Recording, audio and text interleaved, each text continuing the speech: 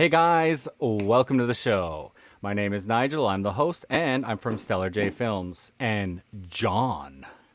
Oh, you're starting with me this week. You Hi, betcha. I'm John Bear, videographer in Iceland, and I have a videography YouTube channel. Yes, it's explosive. Erupting. And Well, I'm William. Nobody introduces me, but Oh, sorry. I'm photographer and videographer from Fukuoka, Japan. all right, all I'm so right. used to being the Okay. last one that Yeah. I'm like, Well, tonight I see Nigel you. is I shaking see things you. up. I see you over there today, so that's the reason why. So. oh, okay. Well, hey, William, my bad. I owe you one. No problem. All right, all right, all All right, all right. right. All right, cool, cool, All cool. right, All all right, right, so all right. we've been having some issues, not issues, but a couple times there, John wasn't able to show up, or a couple times, I don't know, but John wasn't able to show up, Yeah. and I don't know what he was up to. He was out there in Iceland doing some stuff. And what the heck's going on over with you there, Johnny John? Well, I mean, it all started with this podcast. There was an earthquake, and then a couple of days later, there's a volcano. And, well, I went out there, filmed some videos, and that video went viral. It popped up on YouTube's featured page. Yep.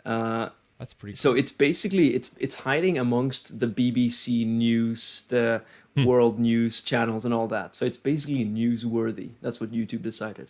Oh. And that video has now last time I checked, it was 260,000 views, which is Yep. insane. So that's 2 weeks for 250,000 views.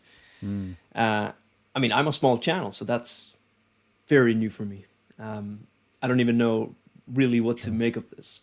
So, like Nigel mentioned, I was absent from the last episode, and I guess the main reason for that is I felt the drive to just go out and get more content, you know? So, we used the Easter holiday to go travel around South Iceland, walk on Okay. some glaciers, visit some ice caves, and a buddy of mine, his name is Birgir. You can find him on Instagram as Birgir_Viking. Ow. It's gonna be tough to spell it out, but Oh, shoot. that guy is. Oh, you're gonna look him up? Thanks. Yeah, I was trying to. Sorry. That guy has been working as a tour guide, so having him as this sort of like, come on, let's go kind of guy. We just mentioned the ice cave, and he was ready to just organize the whole trip. So we went for 3 nights, 4 days in this sort of like ice themed travel. So that's what I'm working on now. That's why I was absent. But while we were away, another volcano popped up. Oh, wow. And then another volcano popped up. Wow. So now there are 3 eruption sites. Wow. Wow, wow, wow, wow, wow. Wow, wow, wow. Very close to each other. And I want to go and do follow-up video. And I was going to go today, but obviously the area is very unstable and dangerous. So it is hard to plan these things. I mean, you do have to be careful, right? I mean, these areas are quite dangerous, right? I mean, it's not. I mean, it's dangerous. I mean, the rocks could fall on your head and stuff, right? Well, so the way my dad explains it is that because there are so many different spots that the lava is coming out of, the pressure will vary between all of them. So what might happen is that one area might get like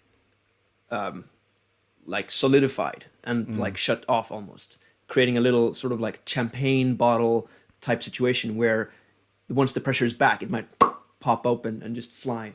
And then those rocks could hit you in the head and stuff, right?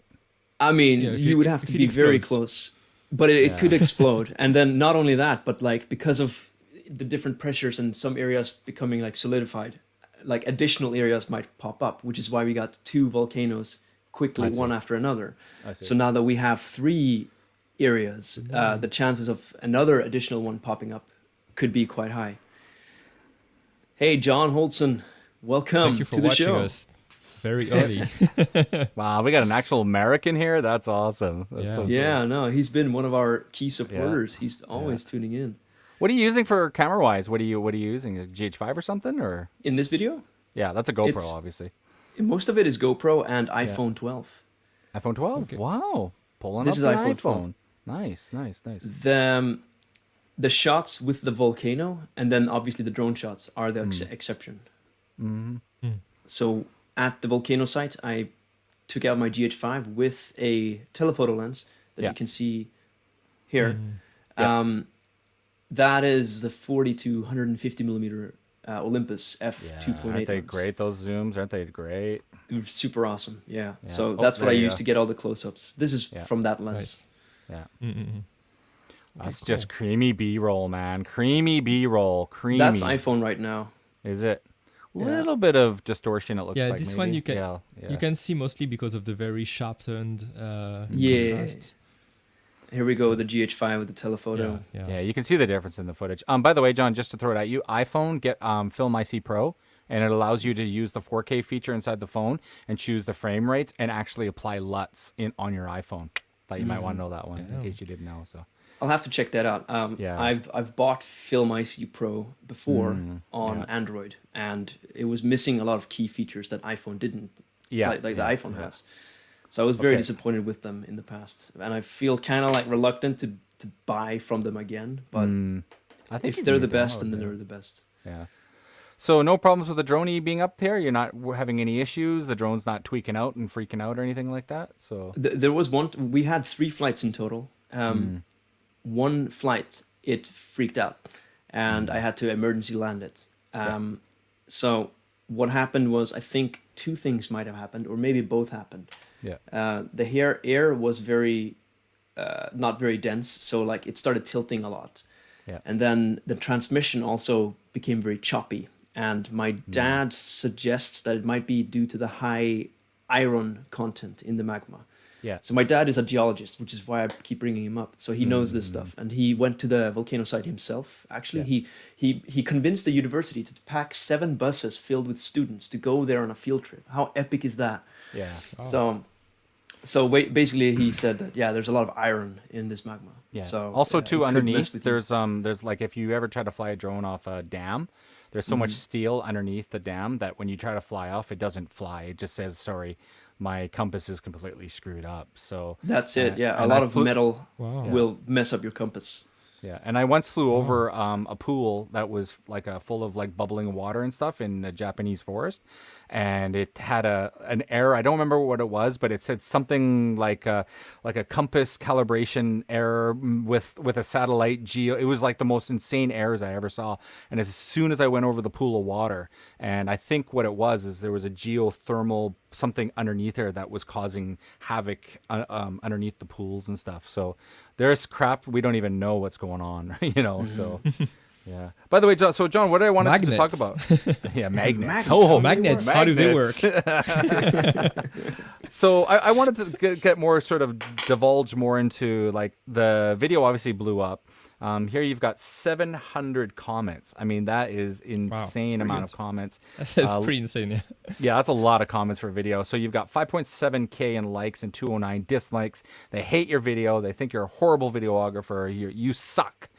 But the other 5,000, they absolutely love it. So yeah, that's the way it goes. Yeah. So one interesting thing is that the demographic are mostly older people. So the 65 plus demographic is like 20%. So there's a lot of like senior citizens. But then we also have in the 50 range, 40 range, and even 35 plus. Those are the main demographics. Once you go below 35, there's not a lot of people. So I'm guessing, because it was featured on the news page, like these are the people who still watch a lot of news. Yeah. And the cool thing about that is that they all leave very heartfelt comments. Like a lot of them just say like, "Hey, love from Orlando, USA," or like "love from Texas." And most of them are from the United States too. So it's quite nice. Like these are very nice comments, very nice people. Oh, that's great. That's great. Yeah, some of the Southern Americans, man, they're awesome, man. I met so many cool Americans when I was working at the hotels, and I love the Southerners. They're just so nice. They're like, "We love it up here in Vancouver. It's all so nice. The weather's so pretty. We just love Vancouver. Gosh golly, so nice up here. And you people are so nice." And they're just nice people, man. Just super pleasant and polite, Yeah. So cool. With this strangely unexpected exposure, I feel the urge to sort of change my YouTube channel direction more towards like Iceland travel stuff. Cool. and Cool. I will still do camera stuff and will use like the footage from my travel videos as Yeah. like the context, Yeah, you know, that's for good. talking about gear. But you know, being sort of like light on my feet and not using too complicated gear, that's always kind of been my thing. So it feels kind of natural for me. Besides, Yeah. it's a lot of fun. Like just going Yeah. out and filming stuff is so much Yeah. fun. So I mean, why that's what not? I did for 2 years. I just went out with drones and I just filmed all the drone stuff. And I was just out there every spring season. I went out and filmed all the cherry blossoms. For 1 week, I was gone. No paid, no nothing. I just went out there and filmed and made these great videos. And then people were like, wow, I love your videos. Can you, work for me? And I'm like, yeah, sure. So just go and make content. People love it. They'll find you, man. So. Mhm. We got a comment in here, and John says, I was told the San Andreas Fault line running from Iceland to California. I think that is correct. Yeah, the Oh, Damn. Icelandic. really?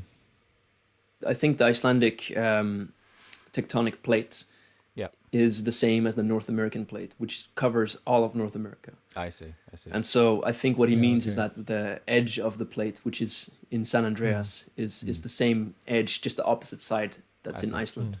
It's the same Although plate, but it's not the same fault line, right? It's Yeah, opposite side, right? I'm Yeah. not I'm not sure about the definition of fault line here. So this is The outside fault my line, element. the fault line is the place where the two plates join. So in Iceland, you have the American and European plates who kind of like go apart from each other. Actually, I Yeah, think, they're drifting right? apart in Iceland. Yeah. They're drifting apart. So so they are basically the opposite side of the Earth, right? Almost Yeah. those two fault lines. Hey, guys, I got to go to the lavatory, to the bathroom, so I'll be back in a bit, okay? Okay. So, sorry, All right. I'll Sure clock thing. off. Sorry, I had a big dinner tonight, so I'll be back in a bit. Yeah. That's just the nature of doing a live show. Yeah. So to wrap up our little intro Yeah. of talking about volcanoes and stuff.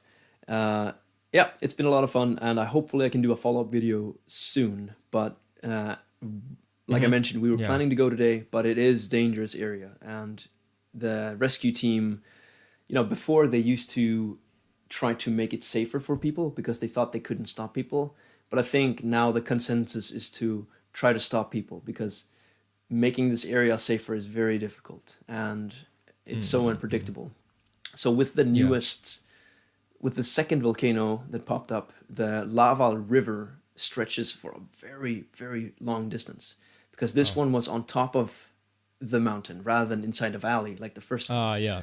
So the first volcano was this rare case of it being in a very contained sort of like bathtub situation. Like the volcano Yeah, is right exactly, here yeah. in the bottom. That's why it was safe. But now we don't have that luxury anymore. So it might be tougher to allow people to go close. I see. And you told me Yeah. there were a lot of more gases, right? Dangerous gases, right? Yeah. Yeah, there's a lot of gas content that's coming up, and that's the reason why today it's going to be inaccessible today because of the high gas. Okay, too bad. Yeah, yeah. So the wind is gonna, you know, having strong wind is necessary for us to go there, if that makes sense. And you have I to see, be I see, I see. downwind from it. So then if the walking path, if we have strong wind in the opposite direction and it blows onto the Yeah. walking path, then they're gonna close it as well because, you know, the gas is blowing your way. And it's not gonna be a pleasant experience. Like you can't see anything anyway because it's just gonna be gas blowing in your face. So And it's tricky. irritating and even dangerous, right? Yeah, I think. I mean, I don't know how sulfur depends dioxide is which one. gonna affect your system, but I think it's gonna give you some. Pretty bad. Yeah. Anyway, yeah. So that's to wrap that up. Now, the topic of this episode is something that I'm very excited about. And Yeah, me last too. week when I was absent, you guys were talking about the lighting as well as some color grading stuff behind the Queen's Gambit, which is a very stylish looking TV show. Yeah, it was really cool. Did you watch it, John? Yeah, Or... yeah. I was super okay. impressed. I thought it was a great episode. Like, No, okay, thank you. I was talking about the show itself, like the. oh no, I didn't watch the Queen's show. Gambit. I watched Oh. the live You watched our show. archived Okay, live cool. podcast. Yeah, cool. Yeah, so yeah, it's a really cool TV show, and yeah, it's recently that's the one who struck me the most as a very cinematic, and making like mundane life look very very cinematic. So it was really really well made, and especially the environments and stuff. But today we're going to talk about something a little more action-packed and a little more out of this world. Yeah. And Yeah. before you mention what it is, I've noticed that your camera looks more green tinted today than usual. Oh, Is that really? a coincidence? No, no, it's not on purpose. Oh, okay. It's not really on purpose. Maybe I change the settings without needing it. Yeah, it's possible. So All anyway. right. So well, let's introduce it. So today we're going to talk about the movie The Matrix. Yeah, the old one, the very old one. So apparently John didn't know. So if you don't know either, there's a new Matrix coming out, Matrix 4 coming out. I think at the end of the year, and so it's still being directed by well, not the two brothers Wachowski, but now she's a girl. She's a woman now, but just one of the two Wachowskis. Okay. Wow. Yeah, I don't know why they don't do it together now, but she's alone. She's alone now, but we still will find Neo and Trinity. They're still here, but there's not much known about the plot yet. So there's hasn't been any trailer, but I think the shooting is over already. I saw an interview from an actor who played on the show on the film, and said that the shooting was very very intimate, like very much handcrafted, like Wachowski was really like with her camera, like getting, like she was holding the camera herself. It was not like something where you have a huge team or whatever. A lot of the stuff that they shot was very like kind of like run and gun. So I'm very intrigued by those info. Like I have no idea. Like we didn't see any picture, but that's what the actor said. I think it was Neil Patrick Harris. I'm not sure. Maybe I'm confused. Maybe I'm mixing up. But anyway. Are they filming feeling, handheld? Yeah. Like, are they scaling back production because of COVID? Is that it? Or that might be it, or maybe it has to do with the plot of the movie. Maybe the atmosphere of the movie, the kind of movie they're making is maybe a little different, or maybe this specific actor had very specific scenes in which that made sense to have a smaller crew and to go for a more real kind of experience shooting that. So anyway, yeah. He said that it felt really very different from the typical big production that he was used to. So nice. I'm very looking forward to seeing that. That's very intriguing. Anyway, yeah, Cool. trying to filling up the runtime since Nigel's not coming back yet. But don't I'd feel like the pressure to. We can just I'd move like on to- straight into the yeah, I'd like to get into the topic. Yeah. Should I start sharing my screen now? Maybe I'll just go ahead and share my screen right now. So obviously we're gonna spoil everything in the movie if you haven't seen The Matrix. I mean, come on, who are you kidding? But if you should see- haven't, it is one of the Yeah. best movies ever made. So definitely. Yeah, just go okay. watch Yeah, it. yeah. That's said. Okay, John said it. For me, yes, it's among the probably one of my favorite movies. It's in my top 5 favorite movies of all time. Like I've watched it, I don't know, 10 times maybe. I just love that movie, and every time I watch it, I find something new, and I'm blown away every time. It's just I the just best thought I movie. would throw this to the show. Sorry, I was actually. That's right. I'm watching you guys live from the toilet. I thought that was the coolest thing. I was Yeah, on my I saw iPhone. that. I was on my iPhone watching you guys live, keeping up with it because I had a bathroom attack. So Maybe like a lot of our viewers are maybe watching from the toilet. A lot of they people could watch be. YouTube If you're on the watching toilet. from the toilet, thank you for watching, guys. So yeah, definitely. Yeah, it's great to do Yeah. the Matrix tonight. So yeah, for sure. So yeah, let's get started then. So we're gonna talk a lot about the colors and the cinematography in the Matrix, which is very very special. There's a lot of very the shots are very very sought out. Like the composition is very controlled.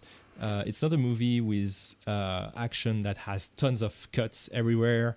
You know, like every shot is purposefully designed, and you can really feel that.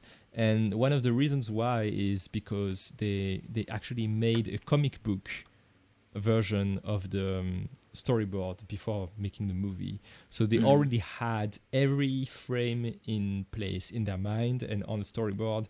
Wow. And they asked the comic book artist to make the storyboard. So that's you can actually they owe most of the very good framing to this guy probably. Wow. So before even directing the movie, in the comic book they had all those very, very cool angles and very, very cool composition. Yeah. And that's really striking. Like that's why 20 years later you can remember some of those scenes. Like you can really like visualize them.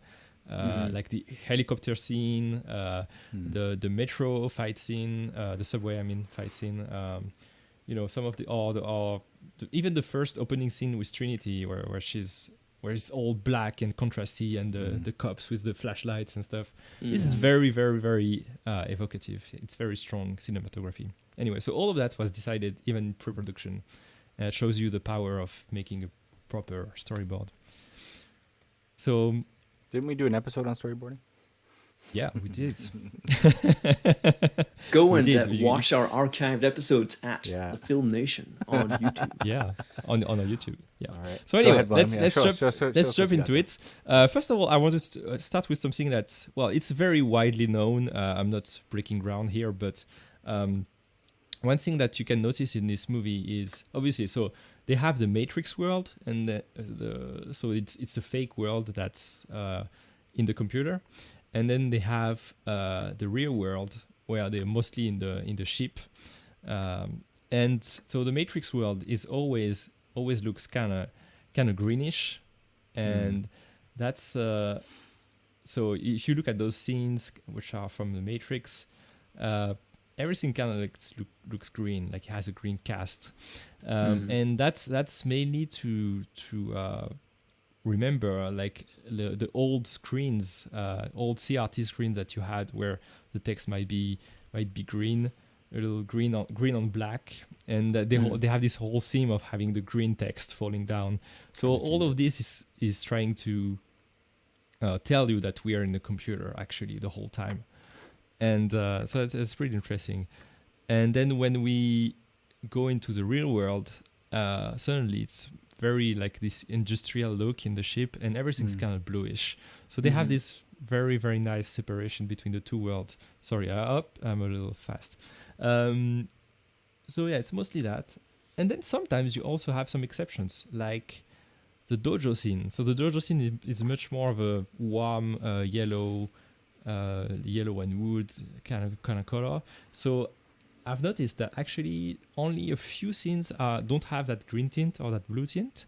And those are the scenes where they load their own program. So the program that they designed themselves. So you have the dojo scene, I think, and you have the weapon loading screen. It's kind of like very, very white, and I don't know. Actually, it's still kind of green in the weapons now that I look at it. But what about like the scene with the lady in the red dress? Actually, I thought, like by memory, I thought it was more neutral than the Matrix, but actually, it's also kind of greenish. Yeah. So, yeah, but when you told me this, I just blew my mind, because like that's so cool that they made the dojo scene less green. Yeah, because it makes sense, you know. So it's their own program. Yeah, it's probably like the main scene that's very different from the rest of the movie, and maybe I don't know. It's also to but it's a color grading thing. It's not a lighting thing. It's all color grading, right? So it is color grading. Balance. It's also leaning into the theme. Like I mean, the whole scene is wood and tatami and everything. So it would be difficult, or it might look ugly if you try to make that blue. I don't know. You could make it green, but blue would be difficult. Yeah, but I don't know. Maybe it's also an idea of like making it a pivotal moment in the whole movie, where he's finally like starting to discover his powers. So I don't know. So, Anyway. like this particular scene, are we going to sort of break down some of the lighting situations of what they would have done with something like that? So it's I think most of it is practical here. We have just a very big practical set, and you have this huge window at the top, and so we have these lights. There's probably a bunch of huge lights behind the paper, right? And that gives a pretty strong, a pretty like directly light from here, but it's also very soft because it's very wide. So I have a few scenes from the dojo. That's not it. Oh yeah, that's it. Yeah. So yeah, he says, yeah, I know kung fu. Show me. Show me. And so I yeah, love the dojo scene. It's my favorite. This whole scene, yeah, it's really cool. So I don't think they add anything more than the actual practical light the light that they made for the whole area. They're probably just shooting in that huge set that they built. Right now I don't see particularly. And then also the white paper is almost like a natural bounce, right? So exactly that would be perfect, right? Exactly. So you have the light source on the top left. Yeah. You have the big window, and then you have some bounce here. Yeah. And then you have also obviously the tatami itself is a huge surface that can bounce some light, some shadow. Yeah. And so that's pretty cool. So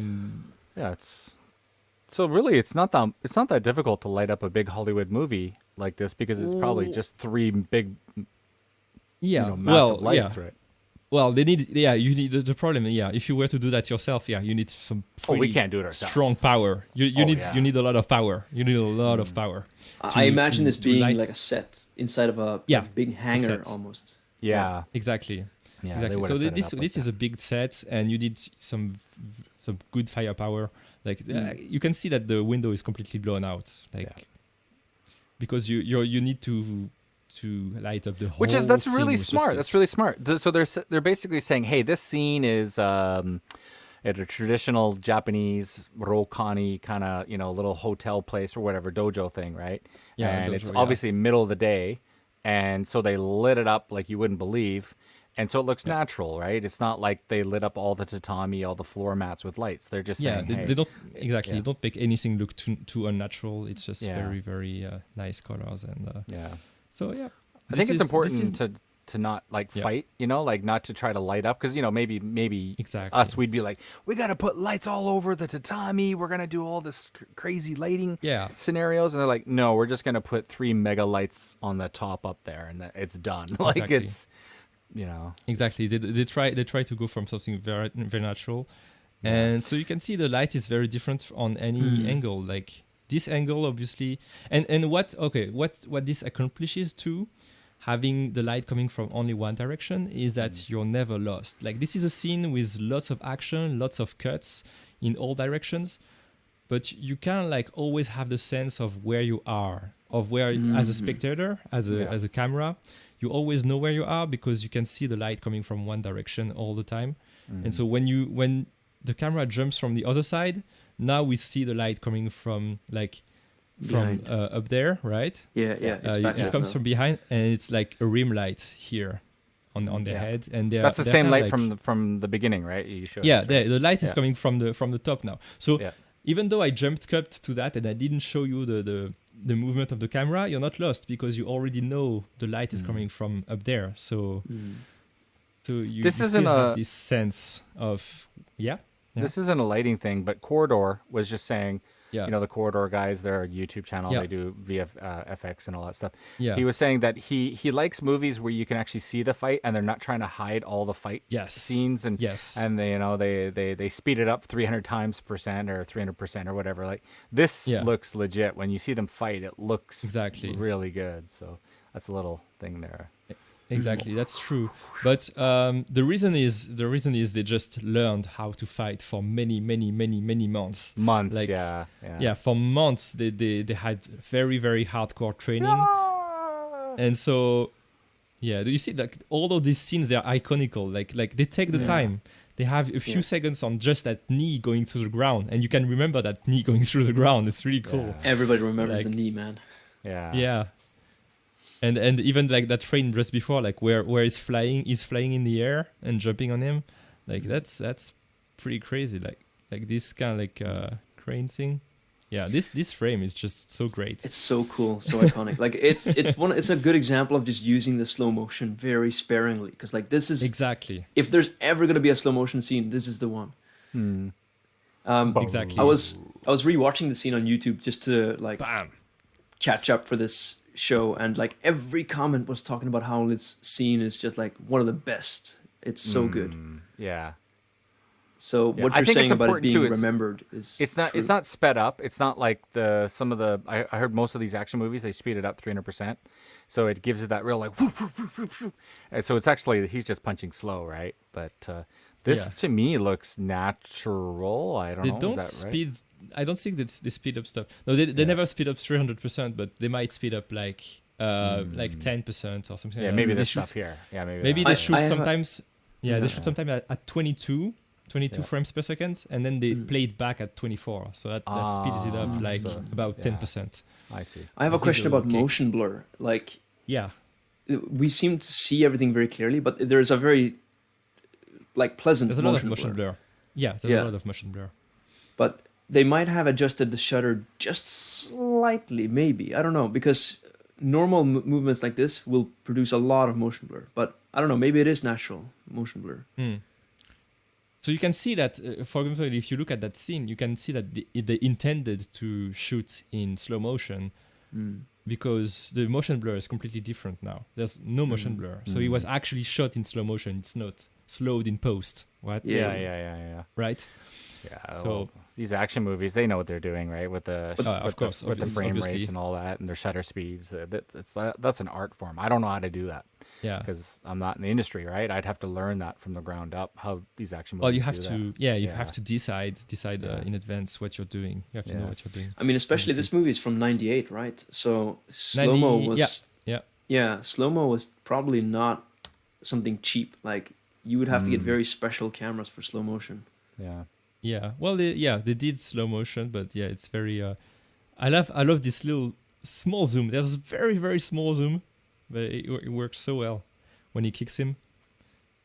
Well, anyway. That's an awesome scene. That's such a good scene. It makes me want to watch this Yeah. movie again. I think I watched it with my son recently, and he was like, "Wow, Yeah, this yeah. Matrix awesome!" Because in Japanese TV, they always have that, the Matrix soundtrack, like the Yeah.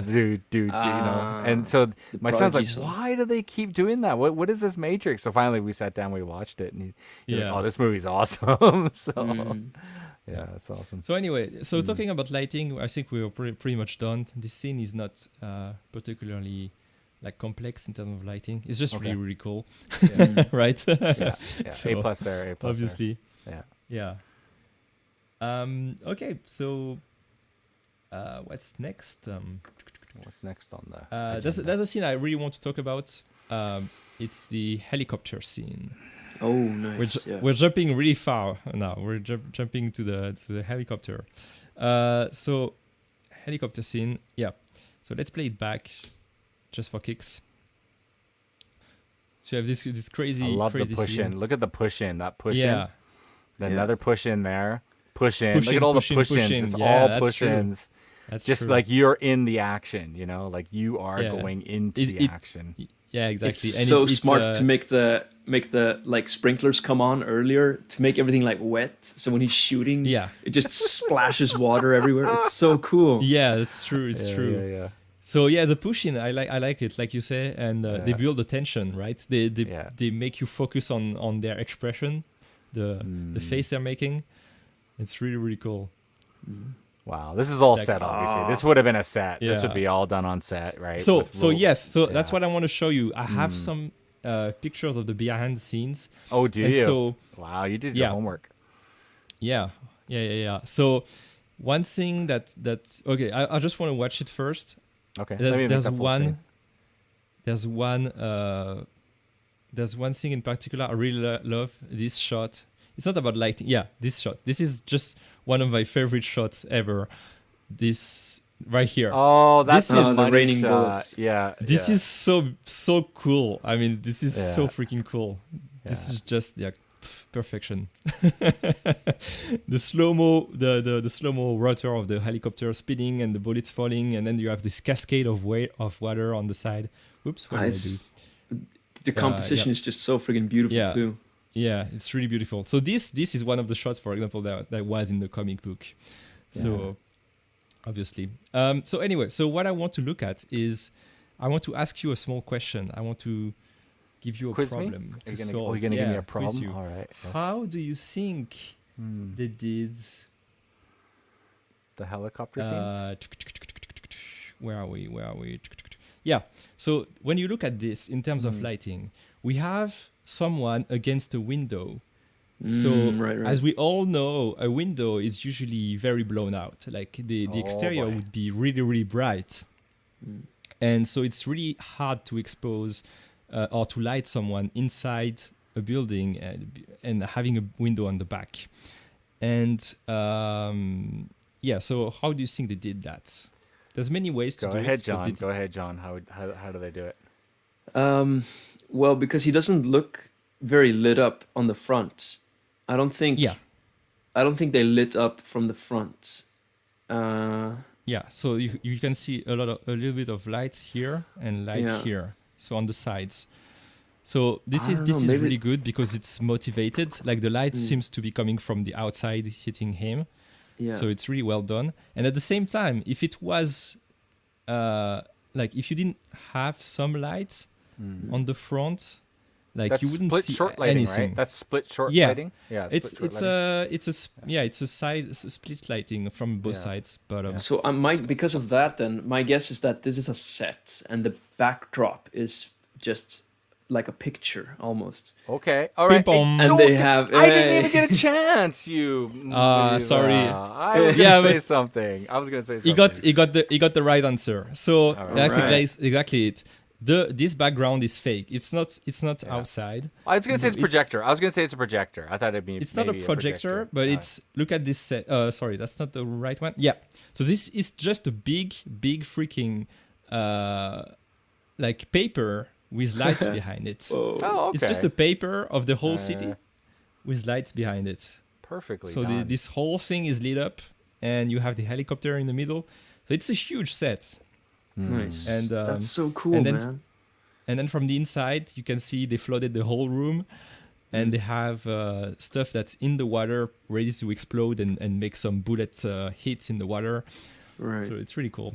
So that tells you like that's how they did it. Like how they got the dynamic range correct is because they can simply dial down the background.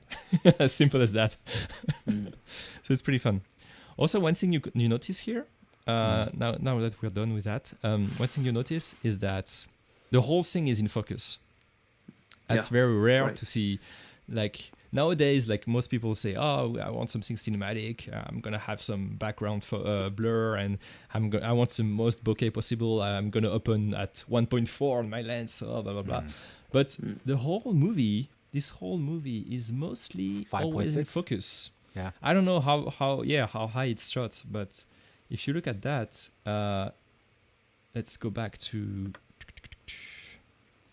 the beginning. If you look at all these scenes, this is all in focus. Yeah. This is all in focus. Except for the close-ups. That's the only exception is the face close-ups and the object close-ups are all like bokeh. But as soon as you get like a wide or even a medium shot, like everything's in focus from the front to the back. But so how do you manage lighting? Because obviously when you close the aperture Yeah. that much, you're gonna need to compensate with the lighting. But still, the Exactly. lighting looks very soft and subtle. How do you even manage that? So yeah, that means they must use a lot of light, probably. The thing must be very very very lit up. I don't know. You just need tons of lights. That's it. One thing that I wanted to add maybe. What was it? Yeah. So I mean, I don't know. I don't know why also they did that. Maybe they just want to pay homage to that, like the huge work they did on the set decoration, or maybe it's just to signify how it's kind of like a video game, like everything looks sharp in a video game, right? You don't inside have, that. Yeah. yeah, you don't have so much blur in the video game. At least not well. I don't know. But back in the day, the video games were different, though. So I don't know if that's a good analogy, but yeah. Anyway, so that's my point. Is just like you don't necessarily need to have bokeh to make your thing look cinematic. Like, No, I mean it's this people looks- don't want bokeh all the time. It's not needed, right? Yeah, I want to see those exactly. guns. I want to see Keanu where he is, and stuff like that. So Yeah. I'm using Before we 5.6 started the all show- the time. I use 5.6 Yeah. a lot now. I'm like 4 or Yeah. 5. I don't mind anymore. So yeah. Before we started the show, we were chatting a little bit, and I Yeah. mentioned that I think a lot of people picking up a camera nowadays, they want the blurred backgrounds, like the bokeh boner, like we call it, because because this is what differentiates an expensive camera from a smartphone, for example. Because Yeah, exactly. you're not gonna get that blurred background with a smartphone or a GoPro. But if you spend the money on a proper camera, you can actually achieve that because you have all that glass, all those lens elements to create it, right? Yeah. So that would be like my sort of guess, like why people are so fascinated with it, because it seems more like special, I guess. No, I totally agree with you. That's not a problem that cinematographers used to have, right? Having to compete with phone video, right? But it's I true mean- nowadays. Nowadays, if you want your pictures to look good compared to what anyone can take with a phone, you kind of need to put a lot of bokeh in there. Yeah, Yeah, that's an yeah. awesome scene. Look at that thing there. I mean, look at Yeah. the way you got that split lighting coming on the left side Yeah. of his face. He's got that dark, side. He's got the light on the right, which is matching to the gun Yeah, flare coming exactly. off. You can see the exactly. light hitting So, the like, you have helicopter, this- right? That's perfect. Yeah. So, but he's got this Exactly. dark side to him, so it gives him that evil sort of, look to it. So mm, they could have just exactly. slapped two lights on both sides and keyed both sides and just gone nuts on Mm-hmm. lights. But clearly, that's what do we say? Now, is it motivational lighting? Is that the correct term that you said? Exactly. Yes, Yeah, I think yeah. so. So the thing Yeah. is, like in real life, that wouldn't happen. Maybe like first of all, the muzzle flash wouldn't be as big. First of all, and I got some of those even in if my computer. yeah, even if it was actually lit up by the muzzle flash, the light would be like on the front of his face, not on the side, right? But in the frame, it makes sense to light only this side of his face because on the frame this is on the right. You know what I mean? Yeah. So it's kind of like a mind trick. It's an illusion, right? So it should actually be here, but it's on the side here. And it works. It works great. It's motivated by this muzzle flash, right? Yeah, the muzzle flash. And we have a small rim light also coming from the coming from the sparks in the backside there. background. Yeah. So no, it's a real cool shot, and it's very well composed. Typical. And also too, they would have typical, flagged off the left light. They would have flagged it. And Yeah. I haven't done a lot of that, but basically, if they got the light on the left, they'll put a black flag on the light, so the Yes. light doesn't spill over to Keanu's left side of his face. Exactly. So they, So you they can put a probably have light. Yeah, they got a light right there. Probably have a big black Yeah. piece of fabric here, Yeah. and on the right you Interesting. have the opposite. Here you have a big piece of white fabric, probably with lights behind it. Yeah. So if you want to see what that looks like, Have you done much of that, William? The like flagging off lights and stuff. I haven't done a lot of that. I really haven't had so a chance to do that. But I don't own like black flags. I've never done that outside, but what I do is like in my studio. I thought about this when I made the studio. Is all my walls are black. Like okay. I mean the walls aren't black, but I have curtains on the Yeah. walls that are black, and I use that to stop light from bouncing around. And so the floor is black and the curtains are black on the side of the walls. Yeah. And A little so comment just came in there. yeah. If you live in Germany, you can and if see- you film can a see car here- with its plate, use for personal data. Okay, yeah, sorry. Go ahead. Sorry about that.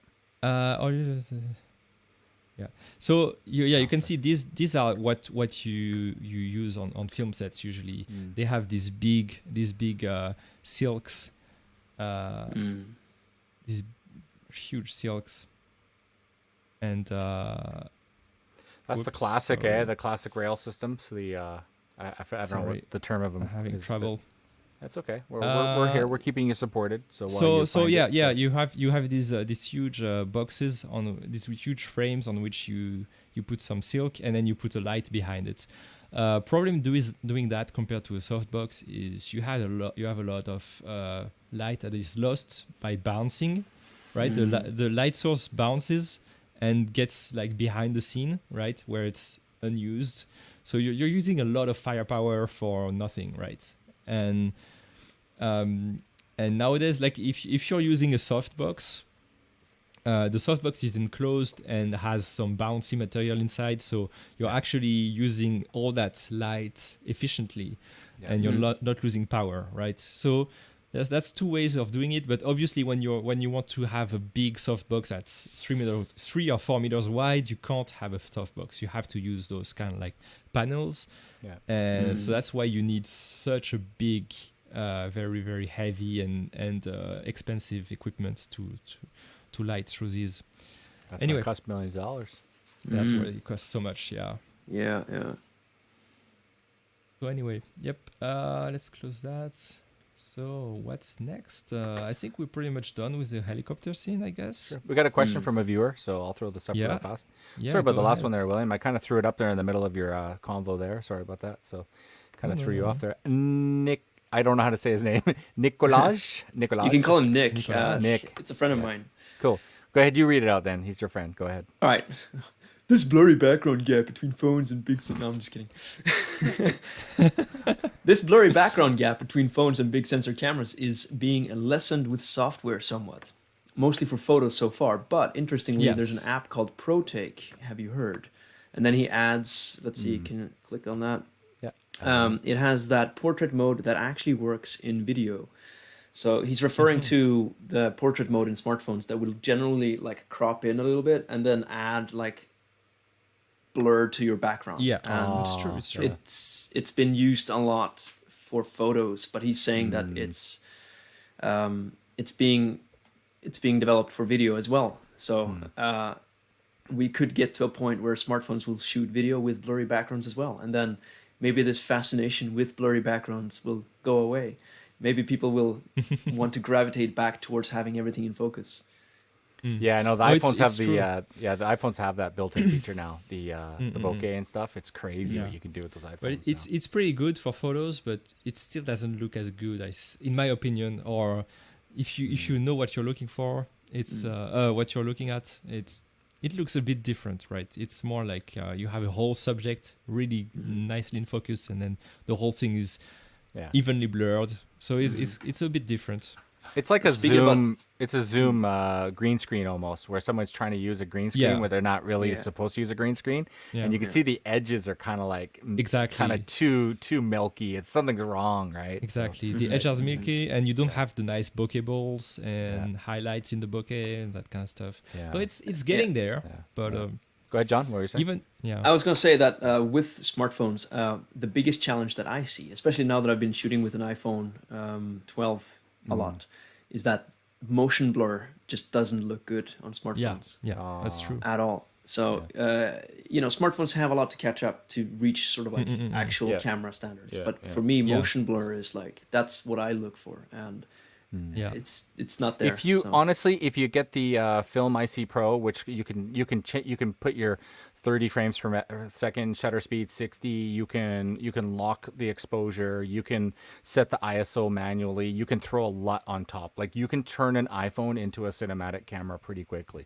So if you have the right software, but if you just pull it out and start moving around, you're going to go from bright to dark, and people know, that's an iPhone. That's a digital phone. So the comment about shutter speed, that reminds me of a video that I saw I think it was last year.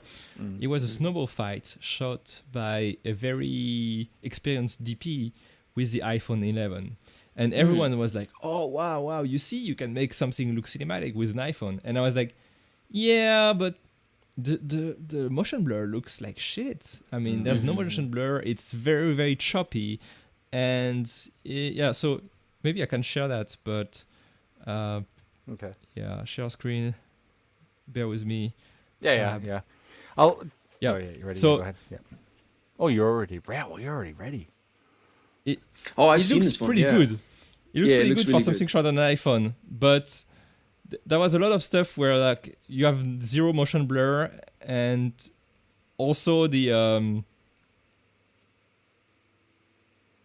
Where are you trying to find it? Where you got a very specific scene, do you? I don't know, That's- no, that's the whole thing. And also, obviously, the bitrate. The bitrate is really bad. Mm. Well, Like what's the it on? bitrate that you can. 1080? Yeah, but even That's because it's 1080 and YouTube I'm just not sure. destroys the bit rates. That's why. maybe that's because Yeah. But That's why you honestly, upscale like that puppy. You upscale it and you put it into 4K, and then the bit Yeah. rate is so much better on YouTube. Never upload 1080. I don't upload 1080p hardly anymore. If it's 1080 video, I'll just upscale it to 4K now. I don't care. I'll just do. It's a 4K movie. I don't care. so look at that. You have zero motion blur on that foot moving right here. Oh yeah. look at- Yeah, Zero yeah. motion blur. It just jumps. Yeah. It jumps, and I don't know, the fact that you have snow on top of that makes the bitrate go down like crazy. I mean the bitrate makes bad quality. So anyway, it's Yeah. pretty. The way it's shot, yeah, it's good, but the final result is not as good as obviously if you were to use a Yeah, good but to the camera. masses, they're just eating this up, and the iPhones are flying Yeah, for off the sure. shelves, baby. For sure. Yeah. For sure, that's the thing. For me, the biggest lie in that is not about the iPhone not being able to take good shots, but when they show those ads, like they print huge ads saying "oh, shot on iPhone," etc. It's just like great photographers who took those shots with an iPhone. Dude, That's I it. took this thing, an iPhone 7s. I've had this thing now for 3.5 years. I shot a 4K movie in a Japanese garden with it, handheld, in cinematic style, and it is a gorgeous little movie. And it's a 3-year-old. No, it's 3 years ago I shot with it, and it's beautiful, 4K, high bit rates and stuff. And yeah, you can shoot great movies with an iPhone. You just have to kind of know how to tweak it a little bit. So we got a question coming in, and it's from our buddy Nick. I agree with John. It might be the bit rate compression that Yeah, I think always so. crumbles with lots of movement in the shot. Even in the official iPhone previews with cars driving in the desert. It's okay, but crumbly. Yeah. He's referring to my comment about the motion blur being Yeah. not great. Yeah. Yeah, and the snow makes it worse because snow makes a lot Yeah. of changes over Yeah. your image, so you can't compress as much, and yeah. Nothing worse than somebody showing up to an interview with striped shirts all over, like polka dotty, kind of Oh, real. that's bad like, too. That's the worst. And you're in the edit, and you're like, God damn, that shirt looks horrible. Yeah. So. Solid colors all the way, man. Yeah, yeah, all if the you way. can- Give me solid all That's the way. something to remember. That's something to remember if you're gonna shoot people. You have to tell them in advance. Yeah. Don't wear Yeah. stripes. Never. Yeah. It just does weird stuff in the bit rate sometimes. Yeah. So Anyway, yeah. Cool. Are you done for the Matrix, or are you still going on about the Matrix? we still have a few things. Let me go back to that. How do you know Nick, John? How do you know Nick? Is he a buddy of yours or something from Iceland? Yeah, actually, we traveled Yeah. in Japan together. Oh, okay. So Cool. he's from Denmark, and Denmark is doing pretty badly with COVID, I heard. Nobody can enter Oh. Denmark now. Even during quarantine, they can't Yeah. enter, I Oh, that's believe. too bad. So Sorry about that. hopefully, Nick, you're staying healthy and frosty. And Stay frosty, my friend. Stay frosty. maybe when we can travel again, we might Get rid do of this some more Corona traveling. crap, man. Because Yeah. I want to be out there filming and doing all these fun stuff, man. This is brutal what we're going through. We're Anyway, waiting for the vaccines here. Yeah. the vaccines. Yeah. Never coming to Japan. They still haven't started on the I general know, public. it's unbelievable. I think it's Wow. next week. Next week they will start on the old people. Incredible. They're so late. France is already done with old people. Yeah. Iceland is basically moving on to my dad now, and he's Oh, really? 67. So There you go. There you go. Yeah, France is awesome. also like the 65 to 50 people. That's nice. 50 years Canada's old, using the so ice rinks to vaccinate people almost 24 hours a day right now. So that's we have Freaking ice Canadians rinks. and Yeah. hockey. We must use our ice rinks to vaccinate the people. And All right. So what's the next scene? This is the next what's his name scene, again? What's his name? Smith. So That's right. I love him. He's cool. the next scene was a request from John. He says the subway fight scene. yes. Everyone loves the subway fight scene. So I really like the start of this scene because it's kind of like a western, like the beginning of the western with the pump with the fists Yeah. and the flying pepper. Yeah. Cow, cow, cow, cow. Swing. I'll give the sound effects. Very iconic shot here. Yeah. Now that's an insane scene. So obviously this is not something that you can do yourself. No. You need tons of gear to do that. So in case you never saw that before, this is what it looks like. This is what the rig looks like to film that. That's awesome. So they have a huge studio with green screen all around, and they have those, I think, about 100 and something cameras all around. And you can see that. Like all of these black dots are cameras. Wow. And you can see something very interesting here. You can see that here the cameras are spaced out, and here the cameras are very close together. So what that means is, so what they're doing is they're shooting one frame on every camera with a slight delay, with a very slight delay, and then they're playing back the frames. Yeah. And they're shooting on stills camera, by the way. Those are stills camera. Those are like maybe Nikon or Canon stills camera, not movie cameras, obviously. And so they're shooting photos. Each camera is triggered to shoot a photo, and they all shoot at a very specific distance and a specific time delay. And then when you combine all those frames together, it makes a movie. Obviously, it makes the scene go round. And it doesn't matter too much about the camera because it's so quick, right? Each camera is only getting like a half a second, right? So, yeah. Well, so you just need consistency. So they're probably using cheap cameras, but all the same. Yeah. And here you notice that the cameras are very close together like this. So what happens is when you put that back together, this is the part that's slowed down. Exactly, you're gonna get a fast movement here and then a slow movement here. This part is gonna go slower. This is the part where they're firing their guns, actually. Exactly, and this part is gonna be fast again. So that's really smart. So they had to decide that even when setting up the camera, they can't decide that in post. Wow. That's pretty crazy to me. Yeah, that's kind of crazy. That's crazy. And then lighting is just the usual, green screen room, studio, whatever it would have been. It's right? it's top down, and I guess because of the metro, like down. that's how a metro is lit. It's just top down, fluorescent, top down. Yeah. Yeah. Exactly. So you can. I guess nowadays it's kind of they like would have done it sideways, differently. I guess nowadays they would have put the camera. Now they would put the camera and then use a robot and then spin around them, like they would be probably still, and then they would probably spin the camera 360 on like a turntable. I think that's what I've seen what they do now, right? They just go. I guess they like could, that. but they would have to be very very fast though. Oh, They could, but yeah. that's an awesome scene. Can we see? Yeah, let's see again. That's when all it slows wires, down. right? That's wires now. and So stuff. yeah, and it then goes faster and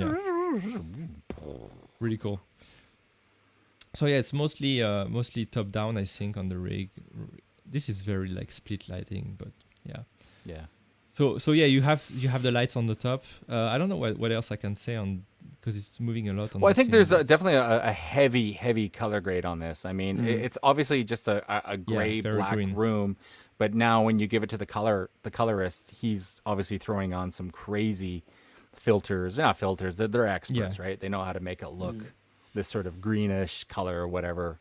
Yeah. I always imagine that Mr. Agent Smith's suit is slightly green, but and now I'm not sure if it's slightly green or if it's just like colored in post. It's just, Like, is it? isn't it just black? I don't know. Or brown even? I don't know. Yeah. Maybe Yeah, it's I like- always imagined it because- was green. Yeah. If you compare to him, it's not the same black, right? Like Yeah, yeah. him is more black and him is more like green. So maybe it's like gray, dark gray. I don't know. yeah. No idea. Have to take a look. I'm Yeah. sure it'd be evil. Yeah. Oh, Yeah, 90s anyway. VFX. Yeah, somebody's celebrating in the comments. 90s VFX. That's right, baby. Yeah, for sure. 90s You have to. VFX.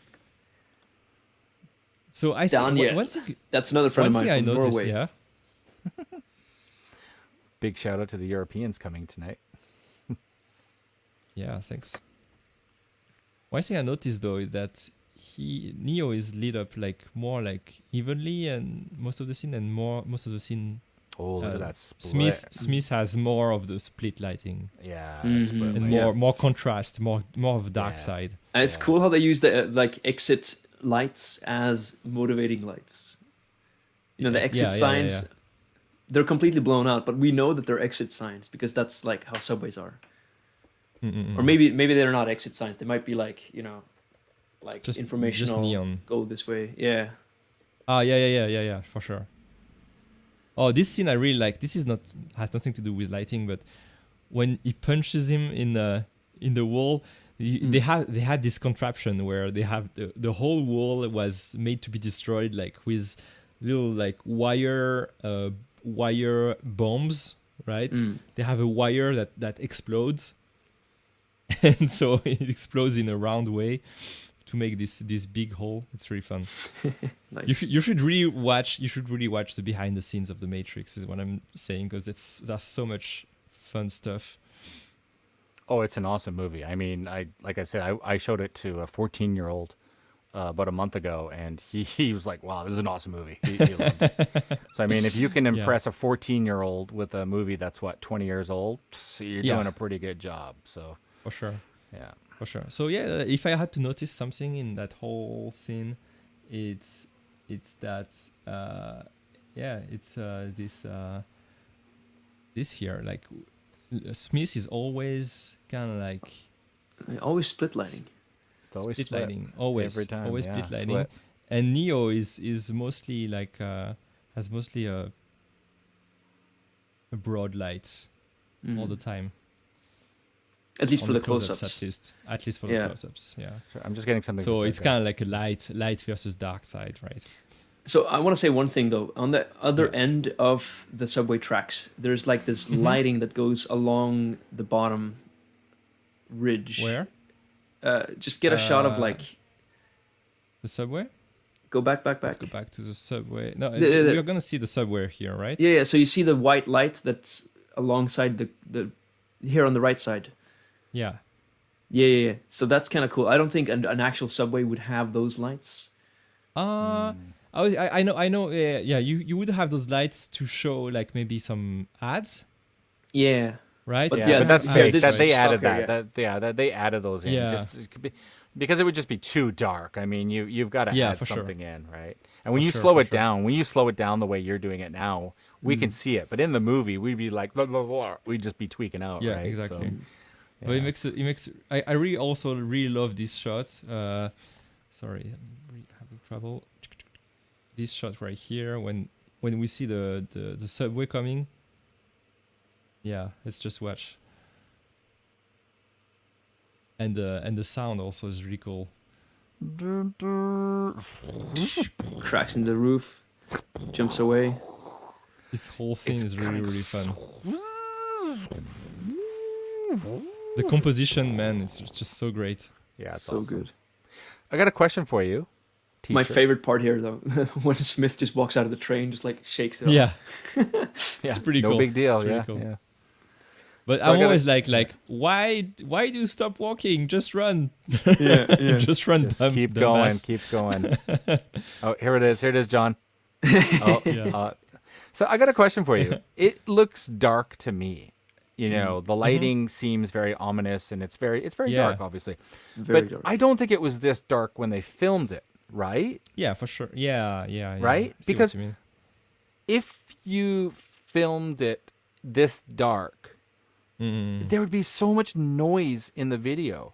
So my question good point. is, you know, everything looks so crispy clean, and it's 20 years ago, and obviously these cameras didn't have the best whatever, you know, whatever we have today, right? I mean, Yeah. it's film. It's film though. Oh, it's film. Yeah, it's film. Obviously, That's right, because 20 years it's ago. too old. It's too old. So my There question wasn't. is, There wasn't. is with film cameras, was there wasn't noise?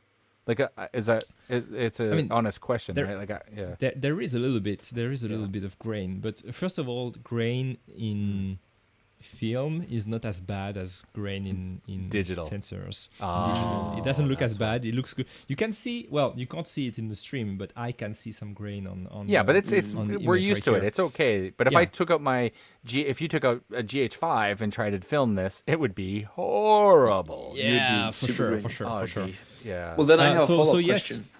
Yeah. Is the grain difference or the noise difference between a DSLR and mirrorless also significant then? Yes. I would think so. Yeah, I'd say yes. It depends on. I mean, it's not. It's more a question of what camera you have, what sensor Yeah. you Okay. have. It's not really a. Yeah, it's Right, it's not okay. even like some people say that it's full frame versus micro four thirds or whatever. It's not really it. It's just about just Yeah. what sensor technology you have Oh, and okay. the signal to noise ratio. I think. Again, Corridor Digital made a good yeah. explanation about it in his recent video. He talks about the signal to noise, but yeah, obviously, so that's why you want to expose your shots correctly. If you want a lot of dark in your shots, you might not shot it as dark. You might, when you shoot it, it might be brighter than that, and then you make it darker in post, and that way you don't get noise for sure. So I'll give you an example. I was That's a filming. good way to do it. That's I was question filming from a Nigel. Japanese monk hitting the bell, and the bell starts ringing at 5:50 a.m. So I'm outside filming the bell about to be rung by the monk, Yeah. and I'm, you know, it's middle of the morning. There's hardly any light. So if I'm correct, my ISO was 12,600 on the GH5S, you know, and I'm down to the lowest. Wow. My lens go is 2.2, I think it was. I don't know. It was the lowest it would possibly go, and in edit. There's noise. There's quite a bit of noise, but it's not that bad. It's pretty easy and stuff. But that's the best I could have done without using like some Voigtlander 0.95 lens or Yeah. something like that. So I guess my question is how do you, because there's sometimes you don't have much light to work with in a shot Yes. anyways, right? So you just have to do your best. So I think one way to get around that problem is so here like here is a good example of a scene which Yeah. in real life this part, I mean, this obviously the track side, like all this part would be very, very dark, yeah. and all these parts right here, those two parts should be very, very dark and very, very noisy. So I think they lit it up a lot, and then they drop it down a little bit, but you see a lot of detail. So in real life, that would be very difficult. To answer your question, then, when you can't do that, when you can't have light to lit up the dark side, you can, and you don't want to show noise, you kind of have to embrace it and just maybe almost crush this black areas in your image. Yeah. And if you crush it, if you kind of like make the histogram smaller towards the bottom Yeah. of your histogram, you will also make the noise, the Go down. difference between the pixels, right, Yeah. go down. Obviously, you know what I mean? So you work Right. with what you got and you say, screw it, I'm not going to try to, you know, Yeah. use the So highest either you- possible yeah. ISO, and I'm just going to use ISO 8000, and that's the way it's going to go. And you know what I mean? It's just going to be dark scene. That's just Yeah. what's going to happen, right? That's Yeah, the way it exactly. is. And then in Yeah. post, the best way to just get rid of the noise is either you have some very good denoiser software, I got some, or you yeah. just crush the shadows, and Yeah. this way you don't even and you play on that look of having very nice highlights and very contrasty shadows, and and that this way you get rid of the noise. So if I was to pull out a levels, I think it's Yeah, take your okay, time. that's not a good example, but yeah, no, that's not a bad. That's a bad example. Sorry. well, I don't have DaVinci like ready at the ready, but Oh, come on, have the Da Vinci ready. Yeah. yeah, basically, if you have your histogram Yeah. and you have you have a lot of info at the bottom, Yeah, yeah, yeah, yeah. you want to squeeze that info together, right? Mm. You want to make that range smaller and squeeze it so that it looks like this. So it would be all black, Yeah. and you can't see the difference between noisy pixels anymore. Yeah. Yeah. That Man, makes I've been sense. using some of that denoising software. Man, that stuff is heavy on the edits, isn't it? Do you guys have that issue where you Yeah, try to yeah. denoise it? And man, I can get it done, but when I reload that project, geez, man, it is a heavy plugin to put on your Yeah, footage. I stopped denoising almost completely for my Really? Blackmagic. If I do Yeah. it, I'll do it at the very end before I render. But Yeah, then I yeah, have me to too, just me shut off too, the me too. effects. Yeah. I found a yeah. very easy way to do that on DaVinci now recently. Yeah. To just have my noise ready for every single clip and be able to disable it and enable it easily Yeah. when I want. Cool. So I've seen a lot of might- pros. They put the denoiser first before they do any other Yes. effects. Do you do that Yes. as well?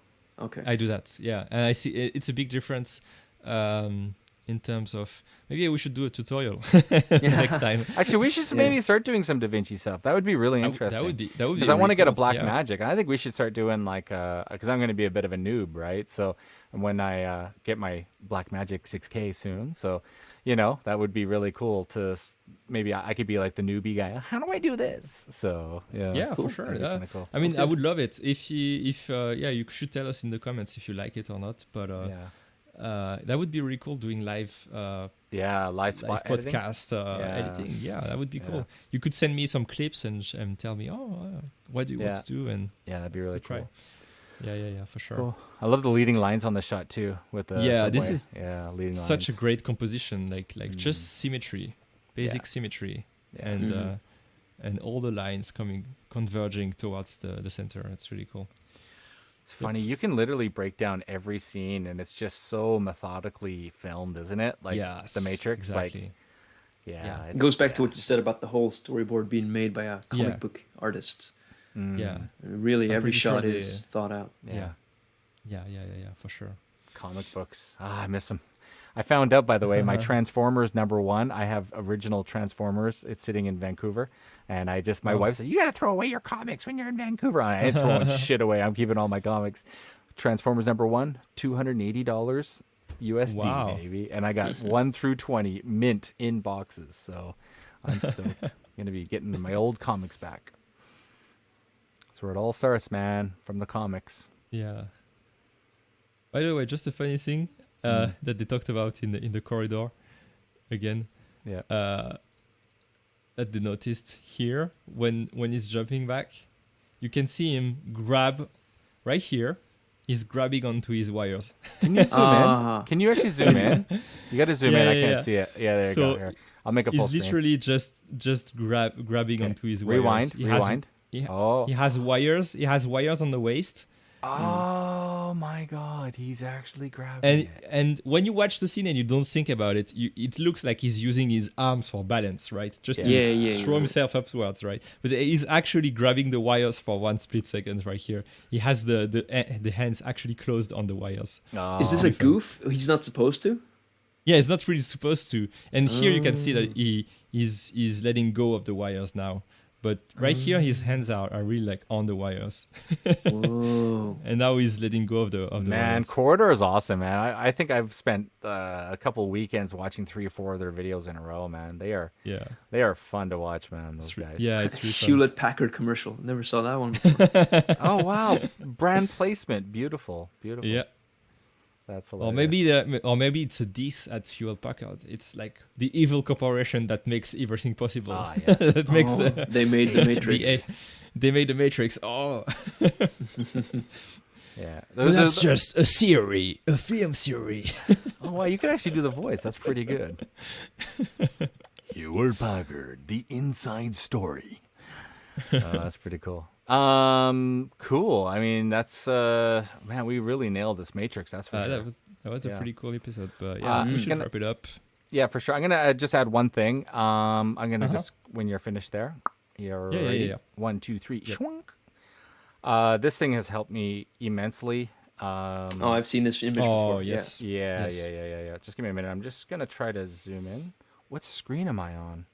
Man, I should have a. Oh, there it They is. probably Found it. sell a printout of this. I need this just somewhere in my I house. Just think so you Nigel boys printed know, it, right? yeah, I did actually. Just hold on. I'm just gonna set this up right now. Shooing. I'm gonna set this up. 1, 2, 3, change. And here we go. Boom. All right. In case you guys didn't know, I actually have 3 of these suckers Nice. printed off. So when you hear me say split Excellent. lighting, or how about some butterfly, or some looping, or some flat lighting, I know what I'm talking about now, folks. And I absolutely love this thing. It's just Yeah. it's one of those things you gotta keep in your camera bag. Yeah. I'm gonna try to zoom in one more time. And Can Yeah, you the start, little stop diagrams right here? next to the face. It's so good. Yeah. Stop right here. It's sorry, I really love. sorry. Yeah, sorry. Yeah. about that. It's yeah. don't move. It's really Yeah. good. So I really like the short and the broad. That's a really good concept that everyone should know. Sorry, where's short and when- where is it? Where is it? Short and The bottom left and right that we see on the screen right bottom now. left. Mm. Rembrandt No, short. no, don't move. Right, Okay, right here. sorry. Right here. The Rembrandt short and Rembrandt broad. So Rembrandt lighting is referring to this lighting where you have a softbox coming like slightly from the top and at 45 degrees to your Yeah. subject, Mm-hmm. and it's drawing a little bit of a triangle on the side of the face, right? Yeah, You yeah, have yeah. one side of the face lit up, and the other side has a little triangle on the what's called on your cheek on the cheek. right? Yeah, yeah. under your eye. And so that's called the Rembrandt. And now short versus broad. The short side is when it's facing away from the camera, and the broad side is when it's the side of the camera. Mm-hmm. And the short side is usually what gives you this more like contrasty and cool look. Yeah. And it also makes people look thinner, Yeah. whereas the broad side makes the face look bigger. Mm-hmm. So Interesting. you really want to keep that in mind when you're shooting someone. What I really like about this diagram is it actually has the light in the exact position Yes. where it should be, right? So I mean, you Yeah, can't exactly. go wrong. Yeah, it's just awesome. You definitely got to keep this in there. Look at that Yeah. split short one there. Woo! Look at that face. Yeah, the split shot is really cool. Yeah. So that's used a ton in movies. Like every time you want to make something look moody, you do a short lighting. It looks so good. Look at the badger. God, the flat lights. I love the badger. Look at the badger. yeah, flat light is bad. Badger Flat- is no, cool, yeah. no, flat lights for your passport. That's what that's for. That's a passport. Yeah, exactly. photo. Yeah. Yeah, that's your passport photo right there.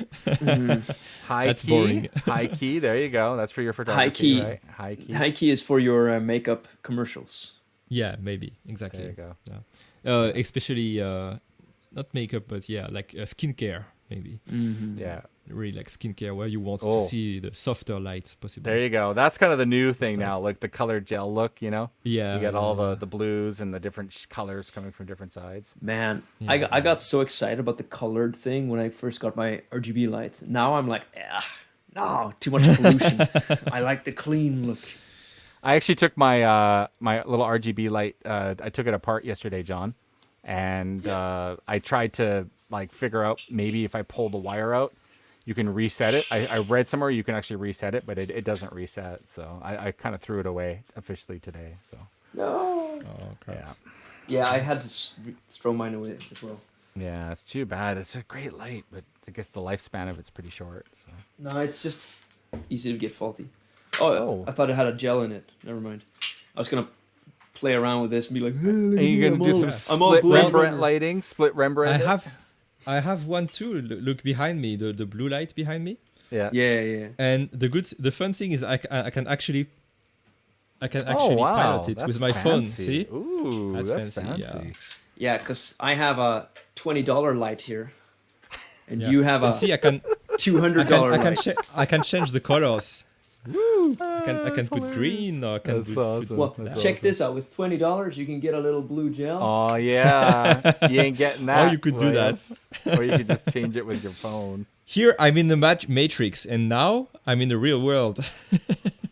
Now I'm a sci-fi character. I'm in Mass Effect. I'm looking exactly. at the star map. It builds character, man. It builds John. It builds character. Builds character. Yeah. Builds character. All right, so yeah, Anyway. that's it for tonight. I think we're gonna conclude Yeah. the show off there. We're goofing around. Yeah, we're goofing around. We're just being a bunch of ding dongs now. Thanks Being to a bunch those of guys ding-dongs. too. Lots of questions came in from the boys Nick and all these other great guests that we had tonight. So thank you so much from John, who's probably gone to bed because it's 5 a.m. unless he's Casey Nestot and he wakes up at 4 every day. I don't know what he's doing, but John, if you're still there, thank you very much. And, John Holton. yeah, that's right. Yeah. So hopefully next week, I'm not too sure what we'll be doing next week, but I think the whole crew will be here, I believe. Yeah. Or maybe, I think so. Yeah. Yeah. Thanks. Hopefully, man. yeah. Hopefully. Alrighty, guys. Well, that's been another episode of La Film Nation. And if you guys enjoyed the show, and if it's a rewatch or if you're watching this later on, don't forget you can ask those questions and we'll gladly answer them if we can. All right, guys. Thanks for watching. As always, peace. Talk to you again next week. Later. Peace. Later.